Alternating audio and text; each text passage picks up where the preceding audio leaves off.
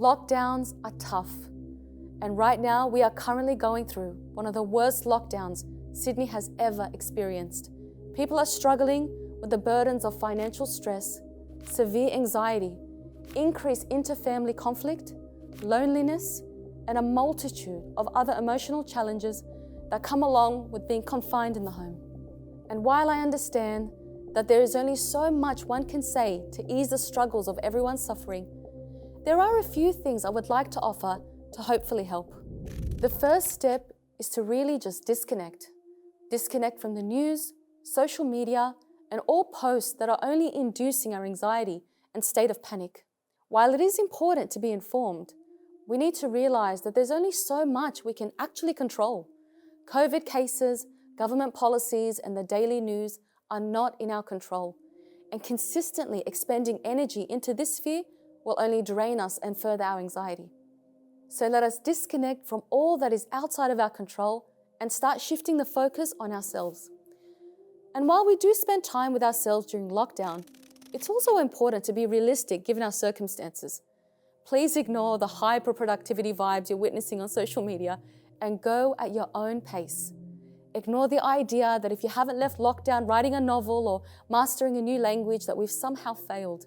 You are enough as you are today, with your messy kitchen and imperfect homeschooling for the kids.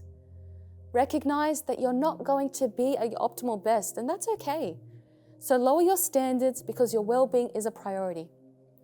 Even if it means getting out of your pajamas and going for daily walks with the kids to maintain some level of normality. While it may not be much, the sunlight, fresh air, and movement are enough of an achievement.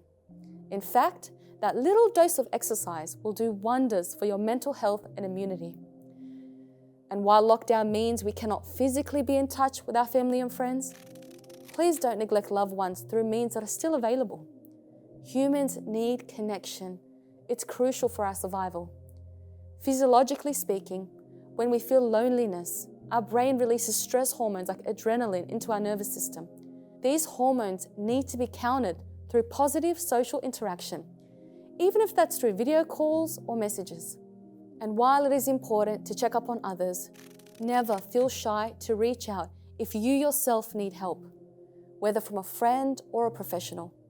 Research says that people seeking out mental health treatment are in a better position to cope with lockdowns. The best way to get over a negative emotion is to go through it rather than block it out. So remember that it's okay to reach out for help. And above all, reach out for help from Allah. Seek help from Allah through patience and prayer. Spend a moment with Allah, giving thanks to Him for all the blessings you still have. On a spiritual level, gratitude will attract further blessings, while on a physiological level, gratitude helps release cortisol in your body, a natural anti-stress hormone. For this reason, gratitude is a proven method to help fight off any fear and anxiety that you may be experiencing. This isn't to say that it's not okay to feel frustrated, overwhelmed, or lonely. It's completely normal to feel this way.